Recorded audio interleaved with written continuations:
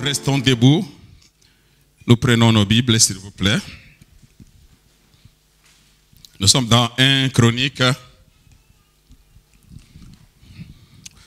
chapitre 21.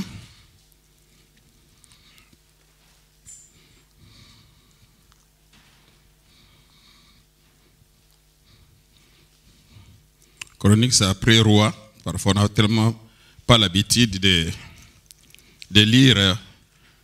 Il y en a qui vont aller chercher dans le Nouveau Testament. Ça nous est arrivé tous, hein? Ne vous en faites pas.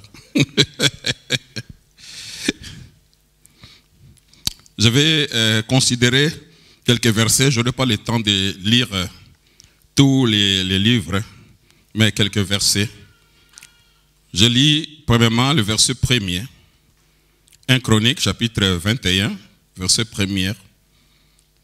Verset premier dit: Satan s'éleva contre Israël et il excita David à faire le dénombrement d'Israël.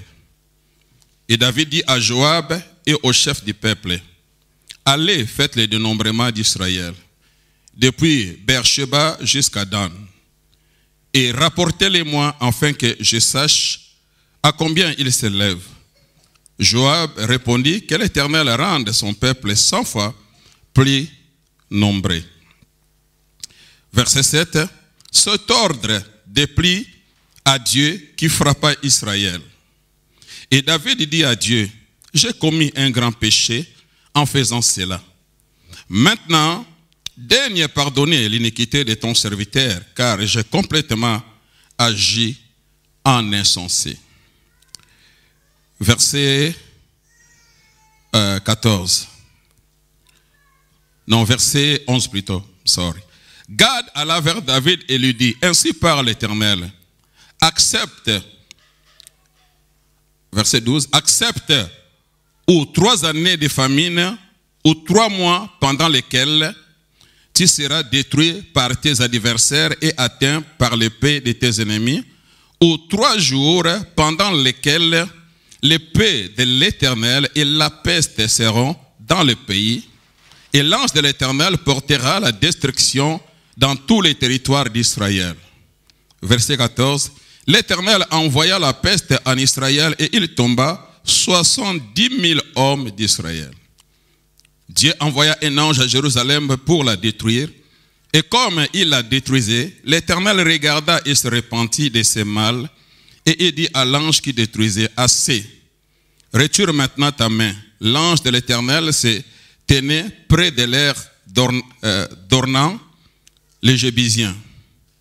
David leva les yeux et vit l'ange de l'Éternel se tenant entre la terre et le ciel et ayant à la main son épée nue tournée contre Jérusalem.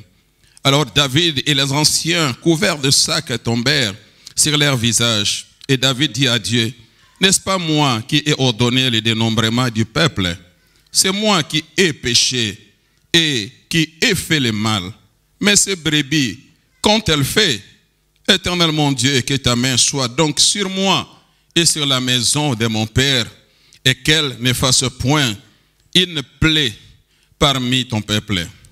L'ange de l'Éternel dit à Gad de parler à David afin qu'il monte pour élever un autel à l'Éternel dans l'air d'Ornam, les Jébusiens. Verset 6. David, 21, verset 16. Verset 16. Non, verset 6. Non, verset 26. Sorry. Ouais, donc ils ont oublié de mettre D dans ma Bible. Verset 26. David bâtit là un autel à l'Éternel et il offrit des holocaustes et des sacrifices d'action de grâce. Il invoqua l'Éternel et l'Éternel lui répondit par le feu qui descendit du ciel sur l'autel de l'holocauste. Alors l'Éternel parla à l'ange qui remit son épée dans le fourreau. Very important, je recommence à partir du verset 26. David bâtit là un autel à l'Éternel et il offrit des holocaustes et des sacrifices d'action de grâce. Il invoqua l'Éternel et l'Éternel lui répondit par le feu qui descendit du ciel sur l'autel de l'Holocauste. Amen. Ce matin, j'aimerais enseigner sur la puissance de l'offrande. Dis à ton voisin, puissance de l'offrande. La volonté de Dieu a toujours été de nous voir, son peuple et sa famille, heureuse, bénéficier complètement, totalement de sa grâce. Ni t'était la grâce, aucun d'entre nous ne saura se tenir devant celui qu'on appelle le Saint d'Israël. Il s'est introduit à Israël comme saint pour leur faire savoir qu'on ne peut pas se pointer, se présenter devant moi n'importe comment. On doit commencer par se sanctifier. Et c'est pour cela, même la Bible dit, Christ s'est fait pour nous sanctification. C'est par l'œuvre de la croix, en réalité, par la mort expiatoire de Jésus, que nous avions été sanctifiés, c'est-à-dire mis à part pour être appelés aujourd'hui famille de Dieu. Nous ne les méritons pas. Si c'était par mérite, aucun d'entre nous aujourd'hui, laissez-moi vous dire, ne serait qualifié. Parce que la loi est parfaite, mais l'homme en question est imparfait. Comment celui qui est imparfait peut accomplir la loi qui est parfaite? C'est impossible. C'est pour cela, malgré tout les systèmes mis en place, mais l'homme finissait toujours par faillir. Et vous allez constater, la Bible a été mise en place, écrite par des hommes faillibles. Et même des personnes que la Bible présente comme des héros, comme des modèles. Mais c'est des gens, quelque part, dans leur vie, il y avait une certaine dysfonction. Comment on dit ça en français? Dysfonction, hein? Il y avait une certaine dysfonction dans leur vie. Vous voyez Abraham qui est aujourd'hui introduit comme le père de la foi, celui qui a donné du sens à la foi. Celui qui pouvait faire seulement confiance à une parole qu'il a reçue de la part de Dieu et faire confiance à ce Dieu, laisser les choses qu'il avait pour aller vers les choses qu'il ne voyait pas. Quitte ton pays natal, va vers le pays que je te montrerai, pas vers le pays que je te montre. Il n'y a aucune garantie, il n'y a aucune assurance. Mais il doit seulement faire confiance à la parole qu'il a reçue de Dieu. C'est ça la foi. C'est pour cela qu'il est présenté comme le père de la foi. Mais entre dans la vie d'Abraham, tu vas voir qu'Abraham, quelque part, il a décidé, il est allé avec la servante de son épouse, Agar. Vous connaissez bien l'histoire. David, l'homme selon le cœur de Dieu, dont on parle aujourd'hui. Mais entrez dans la vie de David, vous allez voir que David a commis des bêtises. Mais ce qui le distingue et ce qui fait que Dieu frappe la poitrine et le pointe, le présente comme l'homme selon son cœur, parce que David avait l'humilité en lui. Il savait reconnaître sa faute, s'incliner devant Dieu, se repentir et demander pardon. Il ne cherchait pas à accuser les autres, mais il prenait sa responsabilité, même dans les textes. Il est en train d'implorer Dieu, il dit, Seigneur, épargne ces brebis, ces troupeaux innocents, épargne-les, Seigneur. C'est moi qui ai péché, Seigneur. Mets la condamnation, mets le jugement dans mon compte. Frappe-moi ainsi que ma famille, mais épargne ce peuple. Il a reconnu son péché devant le Seigneur. C'est ça qui le distingue des autres. Parce qu'aujourd'hui, personne, tout le monde à l'église veut avoir raison. Dans les couples, nous avons des problèmes parce que tout le monde veut avoir raison. L'homme veut avoir raison, la femme veut avoir raison. Dans nos communautés, et c'est ça qui nous tue. Mais David savait reconnaître son péché. Do you understand? Paul, qui a écrit la plus grande partie de la Bible, mais il vit un persécuteur.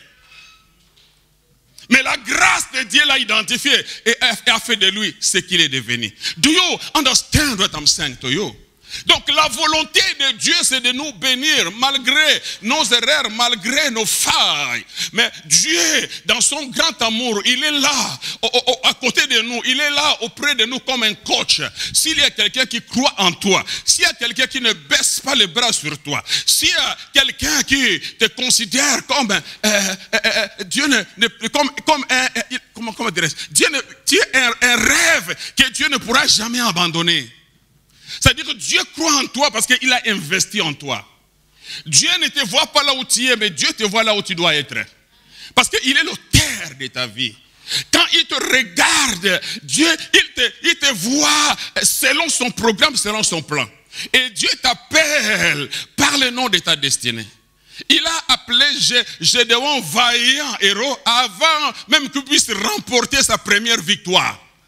Quelqu'un qui n'a jamais combattu. Mais on l'appelle vaillant. Vaillant par rapport à quoi? Parce qu'un vaillant, c'est quelqu'un qui a fait des exploits.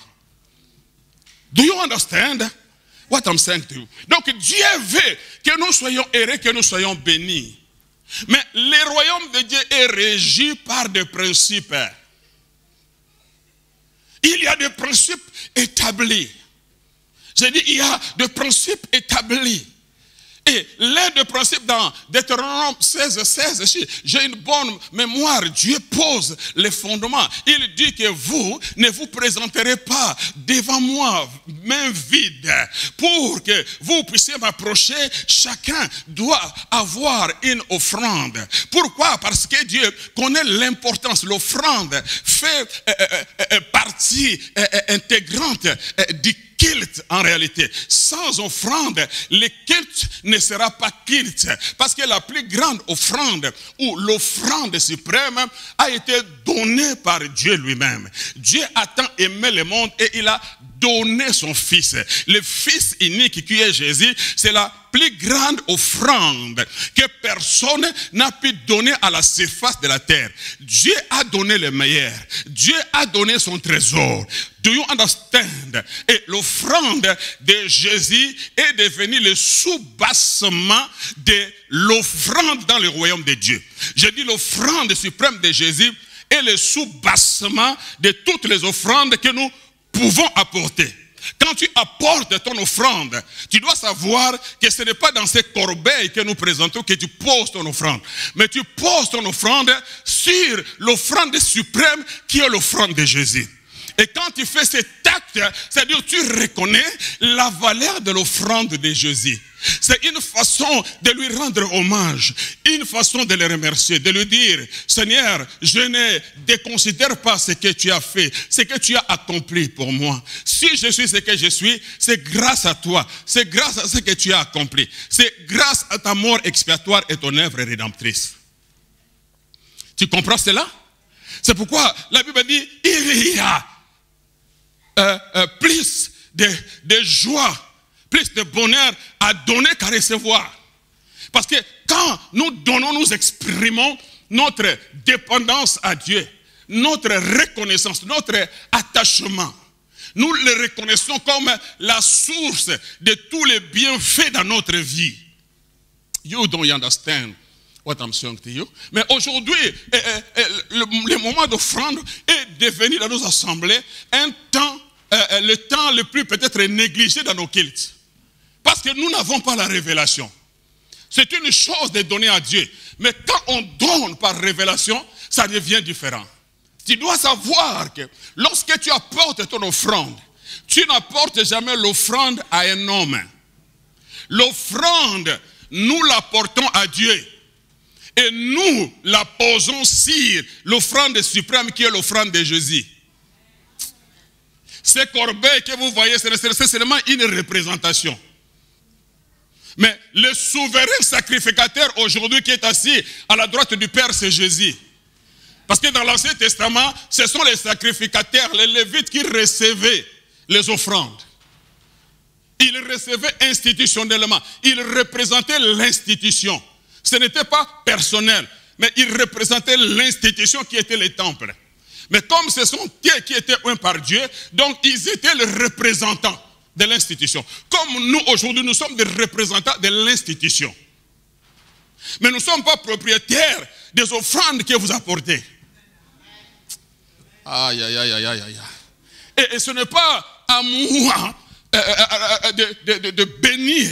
Hein. Je peux prononcer la parole de bénédiction parce que le Seigneur a placé cette onction sur moi. Mais en réalité, c'est lui qui répond à l'offrande, c'est Dieu. You don't understand what I'm saying to you. Et ton offrande est liée avec toi. Ton offrande te représente toi devant Dieu. Aïe, aïe, aïe, aïe. Lorsque Marie va briser sa boîte qui contenait le parfum qui montait et qui remplissait la salle du trône sentait le parfum de l'offrande de Marie. C'est-à-dire, quand tu donnes à Dieu ton offrande sans l'odeur de ta vie, Dieu sait que c'est Antoinette qui a donné. Dieu sait que c'est Marie qui a donné. Dieu sait que c'est Paul qui a donné. Peu importe ce que les hommes peuvent faire avec ton offrande. Mais sache-le que le parfum de ton offrande a rempli la salle du trône et Dieu a enregistré. Dieu lui-même est dans le business de donner. Dans le livre de Genèse, s'ouvre avec l'action de donner. Dieu a pris 5 jours de travail. Il a travaillé avec son cœur et son âme. Il met les jardins en place. Et après le 6e jour, il crée l'homme. Et il va donner un don, un cadeau à l'homme qui est le jardin. Amen. C'est Dieu qui donne le jardin. Et le livre d'Apocalypse, vous allez voir, Dieu achève encore par un don. Il va donner la nouvelle Jérusalem à l'homme. You don't understand what I'm saying to you. Parce qu'il nous enseigne que lui-même, il est un Dieu qui donne. Il nous a créés à son image pour être comme lui. À sa ressemblance pour agir comme lui. Je récapitule. Il nous a créés à son image pour être comme lui. Parce que le mot image en hébreu veut dire salem, une copie exacte. Dis à ton voisin, copie exacte. Tu es une copie exacte de Dieu. Pour être comme lui. Dieu règne, tu es appelé à régner. Dieu domine, tu es appelé à dominer. Dieu donne, tu es appelé à donner. Dieu pardonne, tu es appelé à pardonner. Dieu se manifeste dans l'humilité et nous devons manifester l'humilité. You don't understand what I'm saying to you. Dieu mesure notre amour vis-à-vis de lui par l'acte de donner. Je récapitule. Dieu mesure ton amour vis-à-vis de lui par l'acte de donner. C'est ça le thermomètre de Dieu. On peut bien chanter, on peut bien danser, mais l'adoration ne sera pas complète jusqu'à ce que tu puisses ouvrir ton trésor et que tu donnes le meilleur de ce que tu as à Dieu, parce que tu reconnais sa divinité. Oh my God, help me, somebody. Abraham a manifesté son attachement à Dieu. Il quitte son pays, il suit Dieu. Mais Dieu va éprouver Abraham pour savoir si réellement Abraham l'aime. Il va ordonner dans Genèse 22. Il dit, Abraham, va à la montagne et offre-moi ton unique. Do you understand what I'm saying to you? Il lui demande de lui offrir son unique. Le seul fils que Sarah avait. Et Sarah l'a eu dans un âge avancé. Donc c'est un trésor pour Sarah. Mais Dieu va éprouver, Dieu va tester. Dieu n'a pas en réalité besoin de la mort d'Isaac. Mais Dieu veut tout simplement tester Abraham. Abraham, si tu acceptes de marcher avec moi, tu dois être capable d'être comme moi et de faire ce que moi je suis capable de faire. Moi je vais offrir mon fils, tu veux marcher avec moi, je vais voir si tu seras capable de faire ce que moi Dieu je suis capable de faire. Donne-moi ton unique. My God. Parce que moi, je vais donner le meilleur. Et si tu es prêt à donner le meilleur, c'est que tu es prêt à marcher avec moi. Tu es prêt, oui, à me glorifier dans ta vie. Prends ton fils unique. Abraham va prendre son fils unique comme Dieu lui-même a pris son fils unique. Et il prend le bois, il place sur les épaules de son fils qui a porté le bois, comme Jésus a porté la croix sur ses épaules. Et il a pris la montagne, il fallait qu'il puisse grimper la montagne, parce que Jésus aussi était crucifié entre la terre et le ciel. My God, you understand what I'm saying to you. Et lorsqu'il arrive au sommet, Abraham prend le couteau pour faire le sacrifice et dire à Dieu, je suis prêt à donner pour toi. Je donnerai tout ce que tu me demanderas, parce que tu es plus que tout dans ma vie. Tu es ma raison d'être, ma raison de vivre. Pour toi, s'il faut que je sacrifie mon fils, je le sacrifierai. S'il faut que je sacrifie même ma femme, je le ferai à cause de toi. Do you understand what I'm saying to you? Et quand il prend le couteau pour égorger, et la Bible dit l'ange de l'Éternel. En hébreu, on dit Malak-el, l'ange de l'Éternel. On parle les apparitions de Christ dans l'Ancien Testament, théophanie ou Christophanie.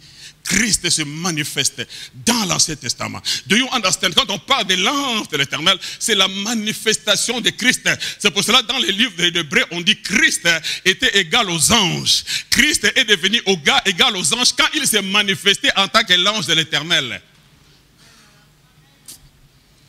You don't understand. Christ est inférieur aux anges. Christ est devenu inférieur aux anges quand il était devenu homme. Il était limité.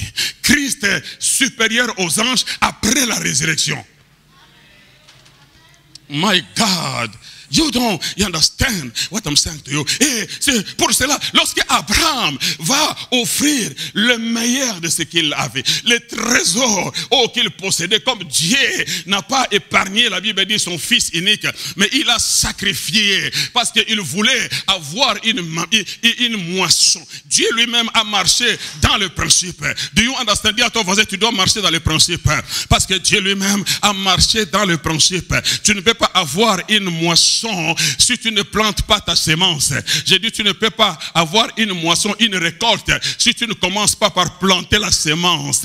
Le processus exige que tu puisses planter la semence pour recevoir la moisson. Oh God, Almighty. Galates 6 dit, ce qu'un homme aura semé, il les moissonnera. Ce qu'un homme aura semé, il les moissonnera. La loi du cause à effet. Ce qu'un homme aura semé, il les moissonnera. C'est-à-dire, il n'y a pas de moisson si tu ne sèmes pas. En d'autres mots, ta semence, écoutez-moi bien, ou ta récolte se trouve dans la semence que tu as. Je dis, la semence que tu as, cette semence contient ta moisson. Ta semence n'est pas la moisson, mais la moisson est dans la semence. Ce qu'un homme aura semé, il les moissonnera. Donc il n'y a pas de moisson si tu ne sèmes pas. La taille de ta moisson, c'est-à-dire de ta bénédiction, est déterminée par la taille de ta semence. Celui qui sème paix, moissonnera paix. C'est-à-dire, la grandeur de ta bénédiction n'est pas déterminée par Dieu, mais est déterminée par toi. You understand what I'm saying to you. C'est-à-dire, ton offrande va quitter ta poche ou ton compte, mais jamais ta vie.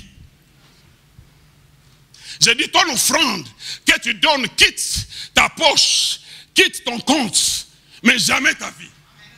L'offrande est attachée à ta vie. L'offrande est un avec toi. C'est pourquoi la Bible dit, Dieu agréa à Abel et son offrande. Abel était un avec son offrande. Il agrée Abel, il agrée l'offrande. Il n'agrée pas Caïn, il n'agrée pas non plus son offrande. Donc ton offrande te représente toi. Et dans Jean 12, 24, on dit, si un grain de blé ne tombe à terre, si un grain de blé que tu as ne tombe à terre et meurt, il reste seul. C'est-à-dire que tu peux avoir la semence. Parce que Dieu donne la semence au semeur. Dieu ne donne pas la moisson, mais Dieu donne la semence. Aïe, aïe, aïe, aïe. Est-ce que quelqu'un comprend? Dieu te donne la semence. Mais Dieu ne te donne pas la moisson. La moisson est dans la semence que Dieu te donne. Aïe, aïe, aïe, aïe, aïe. C'est-à-dire, si toi tu as, Dieu te donne la semence, et toi tu fais de la semence ta moisson, c'est fini, tu es perdant. Tu vas moisir dans la douleur, dans la pauvreté. Il n'y aura pas une récolte, il n'y aura pas une moisson dans ta vie. Mais le processus nécessite que quand tu reçois la semence doit tomber à terre et mourir. Qu'est-ce que cela veut dire? Que je prends ma semence, je les plante.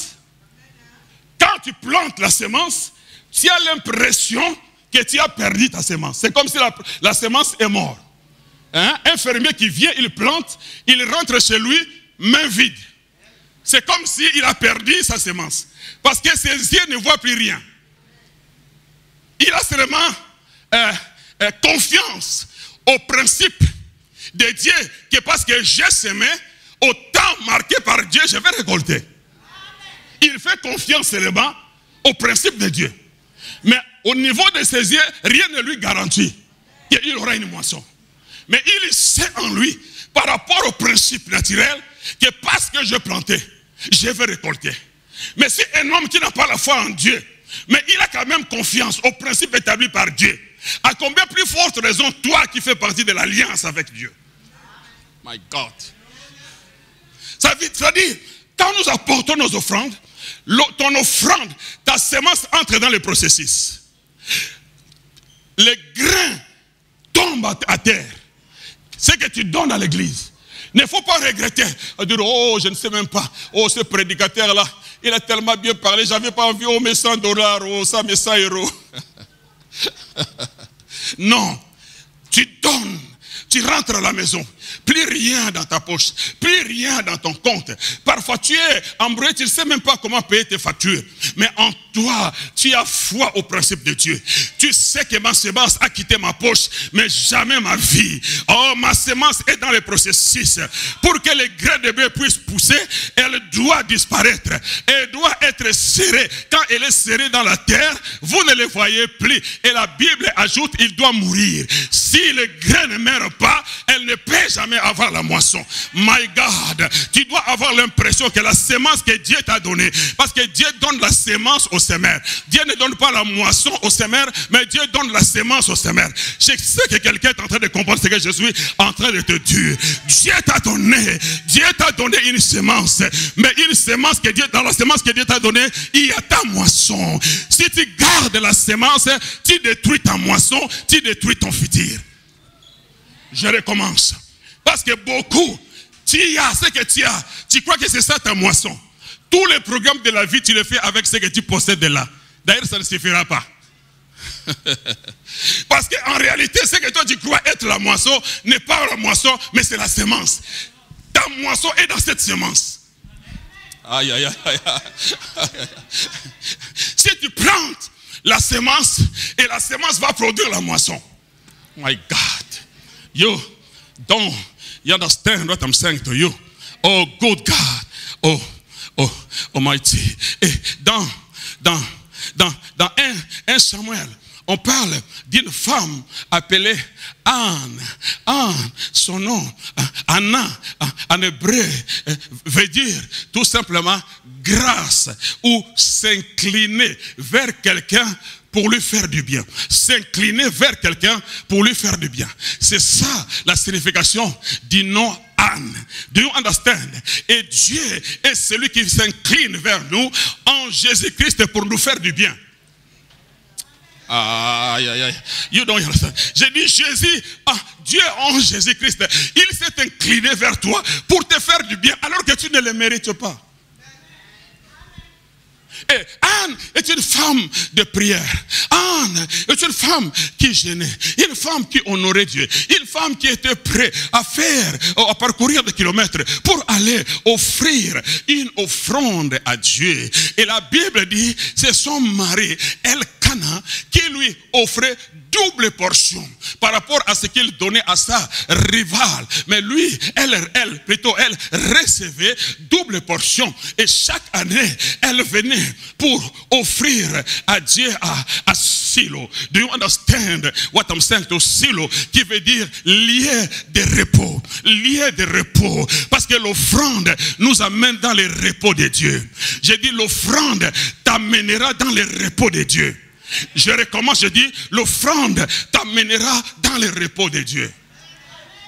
L'offrande a amené Adam dans le repos de Dieu. Quand il a eu cassure, le péché a séparé Adam de Dieu. Pour que Adam soit réconcilié avec Dieu, c'est l'offrande qui a résolu le problème. Dieu a pris l'animal, il a exécuté l'animal. Le sang a coulé et l'animal que Dieu a offert a fait que Dieu soit réconcilié avec Adam et Adam a dans le repos de Dieu. You don't understand? Nous blaguons avec l'offrande parce que nous ne connaissons pas la valeur de l'offrande. Nous croyons que l'offrande, nous enrichissons les hommes, nous enrichissons une organisation. Non, c'est par rapport à ma relation et mon intimité avec Dieu. Il y a un mystère dans mon offrande. Mon offrande a une voix. Mon offrande crie devant le propitiatoire de Dieu, devant le trône de Dieu. Même si physiquement je ne suis pas là, mais mon offrande parle à ma faveur. Je dis parle à ma faveur. Parle en ta faveur devant Dieu. Il y a des choses qui changent dans ta vie. Il y a des interventions surnaturelles qui se produisent à cause de l'offrande qui crie devant Dieu. Dieu se souvient d'un acte d'amour que tu as fait, d'un acte que tu as posé, d'une semence que tu as plantée dans l'église, dans la vie d'un homme de Dieu. À cause de cela, ton fils est dans les troubles, ton mari est dans les troubles. Pendant ce moment-là, même ton mari ne connaît pas le Seigneur, mais ton offrande crie devant Dieu. Aïe, aïe, aïe, aïe, aïe, yo! You understand? Alors, Anne vient, et il rentre, rien ne change. Do you understand? Elle prie, rien ne change. Elle gêne, rien ne change. Elle est patiente, elle a les fruits de l'esprit, parce qu'elle a une rivale qui est en train de la mortifier chaque jour. Quand elle vient à l'église pour offrir son adoration, vous imaginez, c'est une chose que les gens du dehors vous taxent, que les gens du dehors se moquent de vous. Qu'allez-vous faire si c'est votre propre frère en Christ, votre propre sœur en Christ qui vous fait du mal? Pas dehors, mais dans l'église, au sein de l'église. Tu apprends qu'il y a un frère, il y a une sœur qui est en train de te mortifier. Que vas-tu faire? Les chrétiens du 21e siècle, la solution c'est de partir de cette église-là. N'était-ce pas vrai? Pourquoi on ne te voit plus? Oh, dans cette église-là, il n'y a pas d'amour. Tu ne sais pas que le diable existe, hein? Tu ne sais pas que le diable vient à l'église parce qu'il y a des gens qui ne sont pas affermis. Ils sont habités par le diable. Quand il entre ici, le diable est un nain, non? C'est l'église locale. L'église locale, c'est un endroit qu'on peut localiser. Et à l'église locale, il y a toutes sortes de gens. Ce n'est pas la perfection. Le travail qu'on fait, c'est le travail pour perfectionner. Mais dans cette église, il faut s'attendre qu'il y aura des gens désagréables. Mais nous avons la mission, la responsabilité de leur enseigner la parole pour que la parole les transforme.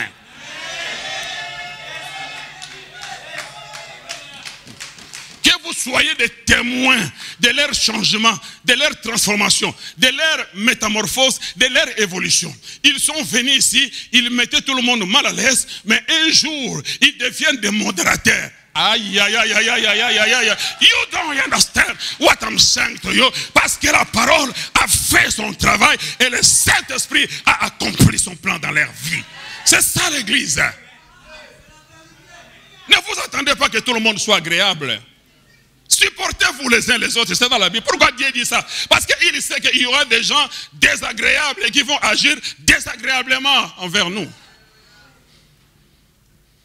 Anne, dans l'église, elle est torturée dans l'église, en plein culte, pendant qu'ils sont en train d'offrir l'adoration. Et quelqu'un dit, ouh, stérile. Tu n'auras jamais d'enfant. En plein culte. C'est ce qui s'est passé. C'est en plein culte que Anne est mortifiée. Mais malgré ça, elle a persévéré parce qu'elle connaissait le Dieu qu'elle servait. Elle pouvait dire à son mari ce jour-là que chérie, je suis désolé, je t'aime, tu me donnes de la valeur par rapport à Pénina. Tu me donnes double portion, mais je ne peux pas supporter, Seigneur, ces injures, mon chéri.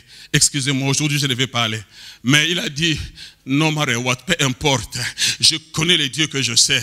Je ne monte pas à Silo pour Pénina, je ne monte pas à Silo pour faire plaisir à un homme. Je ne monte pas à Silo pour se faire des amis. Je ne monte pas à Silo pour savoir, oh, de quelle couleur ma sœur s'est habillée, quelle est sa pointure. Non, si je descends à Silo, parce que je sais que j'ai affaire avec mon Créateur, avec mon Seigneur, c'est lui qui m'a aimé avant la fondation du monde. Il m'a délivré de l'emprise satanique. Il a donné du sens à ma vie. Il m'a donné le statut en tant que fils, en tant que fille. Il m'a ouvert la porte pour que je puisse accéder dans sa présence. C'est pour lui. Excuse me.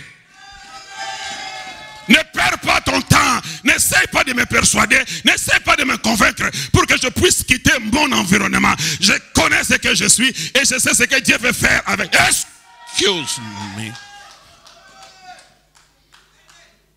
Mais cette femme, malgré son amour, mais il est frappé par la stérilité. La stérilité est en train de la ronger. Et quand la Bible parle de la stérilité, il faut seulement voir dans le sens qu'être incapable de donner des sens à un enfant. La stérilité peut atteindre plusieurs domaines de notre vie. Il n'y a pas de croissance, il n'y a pas d'épanouissement, il n'y a pas de réussite.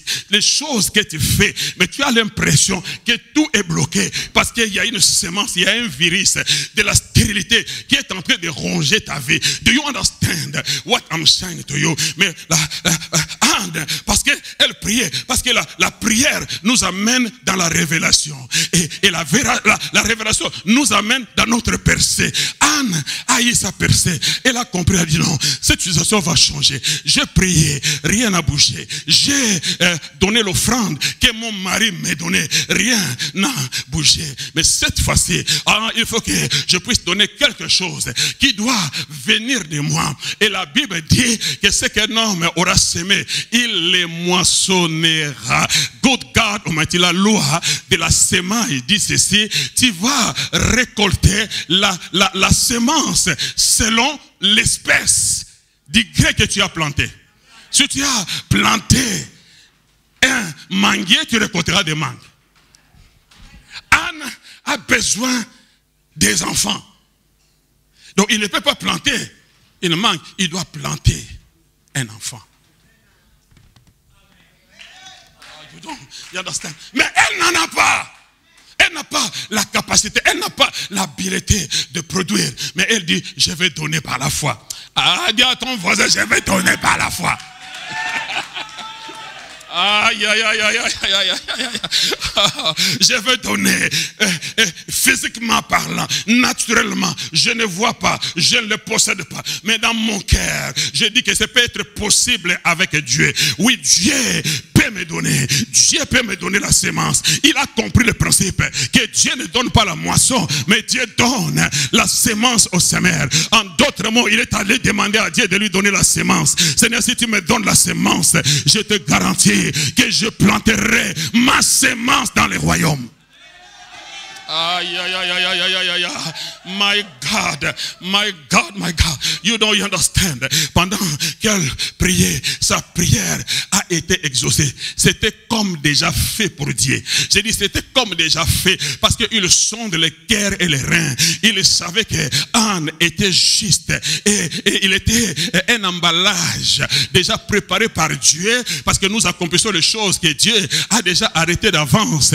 Dieu savait que Samuel va sortir des entrailles de Anne. Ce n'est pas par accident, par coïncidence. Mais Dieu le savait parce qu'il y avait un problème à cette époque-là en Israël. les rois, les sacrificateurs Élie n'avaient plus de progéniture. C'est-à-dire que les sacerdotes risquaient de s'éteindre parce que les fils d'Élie sont tombés dans le péché et Dieu devrait les tuer. Et si Dieu tue Élie et ses fils, cela veut dire que les sacerdoces s'arrêtent. Donc Dieu doit susciter un fils adoptif. Parce que l'enfant adoptif recevait le même droit que l'enfant légitime. Donc pour sauvegarder les sacerdoces, il faut qu'Élie puisse avoir un fils adoptif. Et ce fils adoptif n'était pas encore réel, n'était pas encore vivant, mais il existait dans la pensée de Dieu. Et Anne est dans les troubles. Et Dieu sait que cette femme est tellement dans les besoins. Si je lui donne aujourd'hui ce fils, il ne va pas comprendre que c'est la sémence que je lui donne. Elle ne lâchera pas ce fils. J'ai dit, une femme qui a souffert, qui n'a jamais eu d'enfant, va accepter d'aller offrir son fils. Non. Non, impossible. Mais Dieu l'a conduit dans les situations et dans les circonstances. Dieu parfois nous conduira dans les situations compliquées. Tu ne comprendras rien, mais il est en train de te parler. Il veut que tu puisses décortiquer quel est le message dans ces troubles, dans ces complications. Il y a le langage de Dieu. Dieu est en train de te parler. Tu es en train de pleurer. Seigneur, pourquoi tout est bloqué? Mais Dieu est en train de te parler. Il est en train de te préparer. Parce qu'il y a des grandes choses qui doivent sortir de toi. Il y a des grandes choses qui doivent naître de toi, mais ces choses ne sortiront pas n'importe comment. Il faut que tu sois apte, que tu sois prêt à marcher avec Dieu, que tu sois prêt à obéir à Dieu, que tu sois prêt à donner. Quand Dieu te donne, Dieu va faire de toi un millionnaire ou un milliardaire. Dieu doit s'assurer que lorsque l'église sera dans les besoins, tu seras prêt à acheter un bâtiment.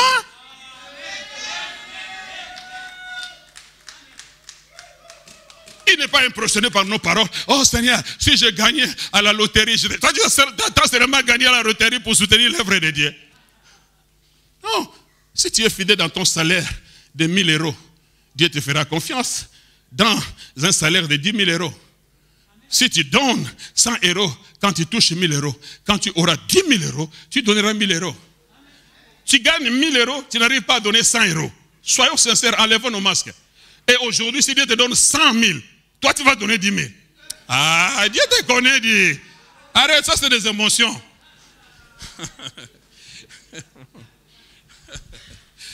Et nous bloquons tout. Mais Anne, Dieu voit, lorsque Anne a eu sa percée, elle va aller voir Dieu ce jour-là. Ce n'est pas le sacrificateur qui a intercédé. Il a dit, merci mon pasteur pour tout ce que tu as fait pour moi. Merci pour le groupe d'intercession qui intercède à ma faveur. Mais j'ai compris que mon cas est différent. Il faut que moi-même, je me prenne en charge. J'ai besoin pour résoudre ce problème. Ce n'est plus la prière, ce n'est plus le jeûne, mais c'est l'offrande qui doit parler à ma place. C'est mon offrande qui doit crier à Dieu. C'est mon offrande qui doit changer ma situation et ma circonstance.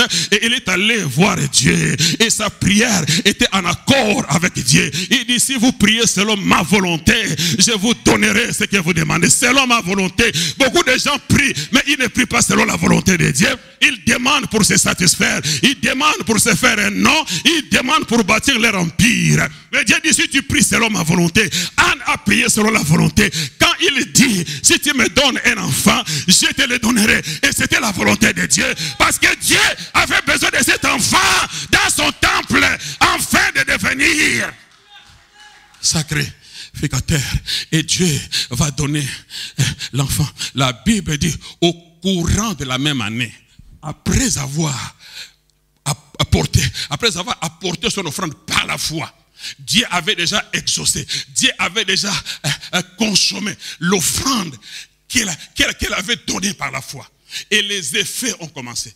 La Bible dit, au cours de la même année, il a fait des années et des années et des années avec Elkana. Mais son système était bousillé, était détruit, était incapable de concevoir. Mais à cause de l'offrande, la stérilité a été détruite. J'ai dit à cause de l'offrande, je parle à quelqu'un, à cause de ton offrande, la stérilité qui ronge ta vie, qui ronge ta famille, qui ronge ton business, qui ronge tes enfants, j'ai dit va être assassiné. J'ai dit à cause de l'offrande, parce qu'il y a une puissance. Il y a à ton voisin, excuse me. C'est une affaire personnelle. C'est une affaire personnelle. Ne contrôle pas mon offrande. Ah, si je vais donner, je n'ai pas des ordres à recevoir de la part de quelqu'un. C'est entre moi et mon Dieu. Il y a un mystère dans l'offrande. Et les entrailles de Anne étaient ouvertes. Ah, je parle à quelqu'un. Tes entrailles vont être ouvertes. J'ai dit tes entrailles vont s'ouvrir. Je prophétise. J'ai dit si tu obéis, tes entrailles vont s'ouvrir. Tu vas tomber enceinte. Enceinte de ton miracle. J'ai dit tu vas tomber enceinte. Enceinte de ton témoignage. Tu vas tomber enceinte. Enceinte. J'ai dit tu vas tomber enceinte si tu obéis. Alors, à la voix de Dieu, et Anne, finalement, est devenue grosse. Elle a enfanté. Quand elle va enfanter, la Bible dit, après, elle va dire à son mari, ok, après que l'enfant sera sévré, j'irai pour accomplir le vœu que je fais à l'Éternel. Et après que son fils et bébé était sévré, alors il va l'amener. Lorsqu'il se pointe, même les sacrificateurs ne se souviennent plus, mais elle savait que c'est entre moi et Dieu. Je pris un engagement vis-à-vis de mon Dieu. J'adore mon Dieu. Je donne mon offrande à Dieu. Je ne vais pas donner à un homme. Élie représente seulement l'institution. Mais il ne se représente pas, mais il représente l'institution. Quand j'apporte à Élie, en réalité je ne donne pas à Élie, mais je donne à Dieu. Je plante ma semence dans les royaumes. Quelqu'un comprend ce que je dis? Ne t'en fais pas, ce que tu apportes, tu l'apportes à Dieu. J'ai dit ton offrande, tu l'apportes à Dieu. J'ai dit ton offrande, tu l'apportes à Dieu. Ne pense pas que tu l'apportes à un homme, tu l'apportes à Dieu. My God, help me somebody. Et Élie va recevoir cet enfant qui a été planté. Et vous vous imaginez, cette femme qui était stérile, pour une fois, elle va allaiter un bébé. Pour une fois, au moins, on va l'appeler mère de Samuel. Mais elle accepte d'accomplir son vœu. Elle va prendre cet enfant et aller le déposer dans le temple, ou en d'autres mots, le semer. Parce qu'elle a compris que Dieu donne la sémence au semeur.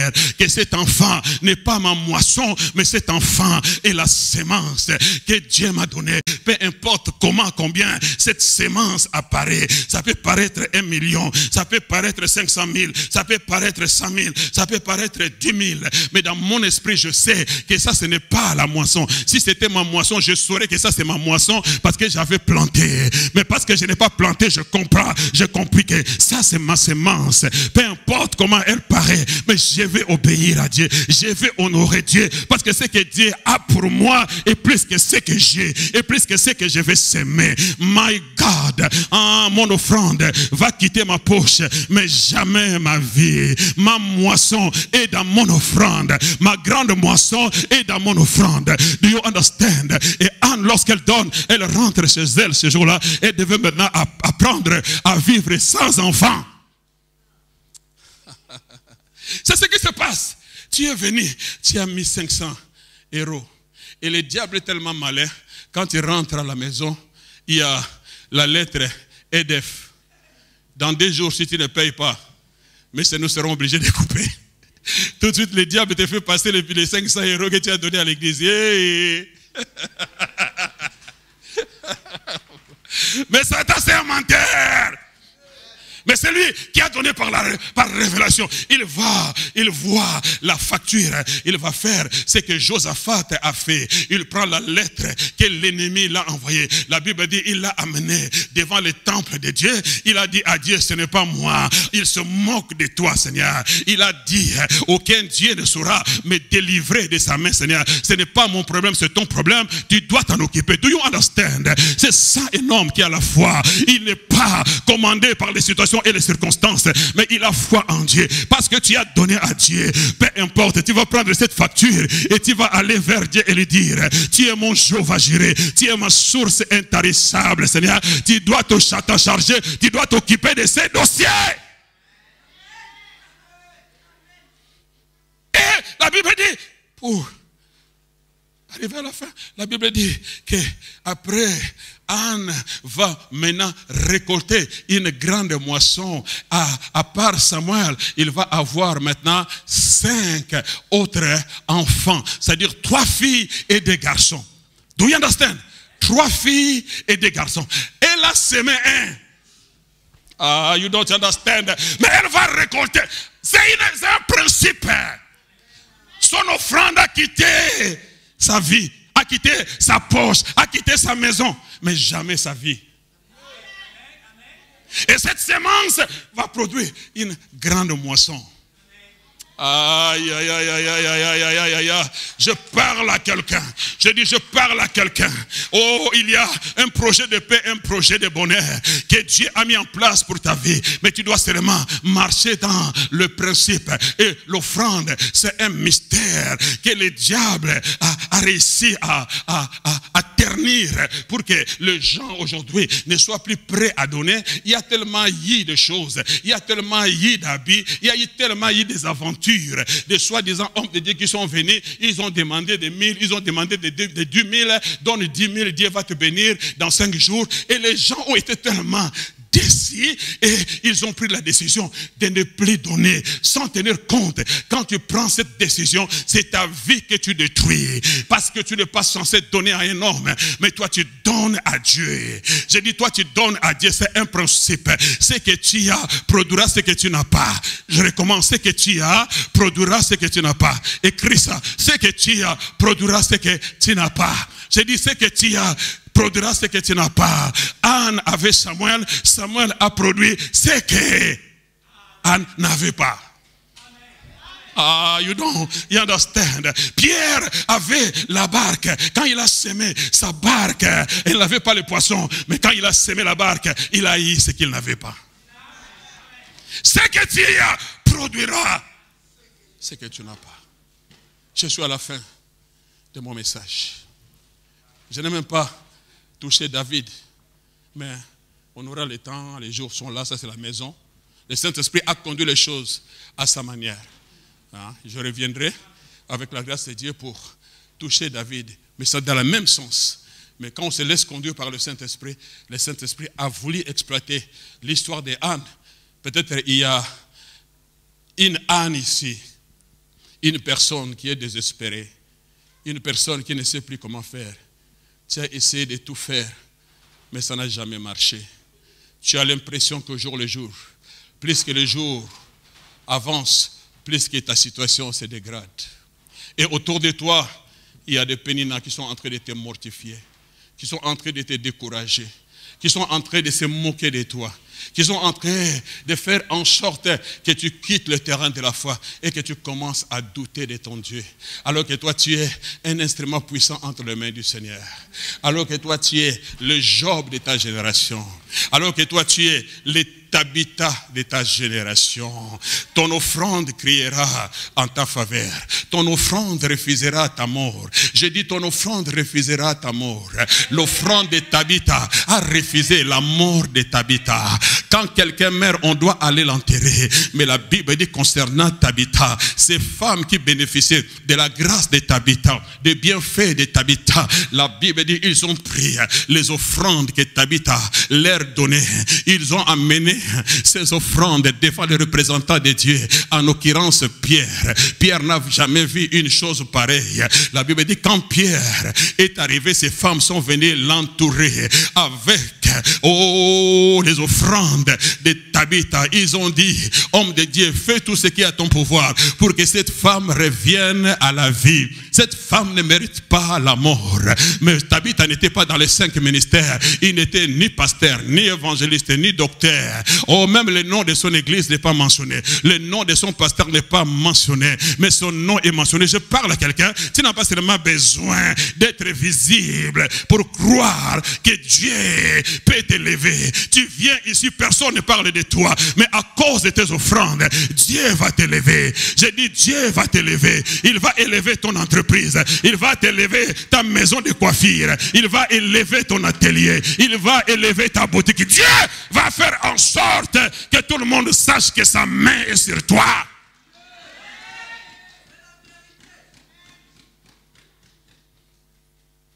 My God, la Bible dit, Pierre a tourné les dos à nos corps morts de Tabitha, parce que les dos représentent la grâce, les devants représentent le jugement. Mais quand il tourne le dos, il implore la grâce de Dieu. Do you understand? Il dit, Seigneur, ni par la force, ni par la puissance, mais j'implore ta grâce. À cause de l'offrande. J'ai dit, dis à ton voisin, à cause de l'offrande. À cause de l'offrande. À cause de l'offrande. À cause de l'offrande. Change ta façon de voir. Change ta façon de faire. Tu as prié, tu as gêné. Mais il y a des choses, il y a des miracles qui doivent se réaliser dans notre vie. Mais ces miracles ne peuvent s'accomplir jusqu'à ce que ton offrande crie en ta faveur.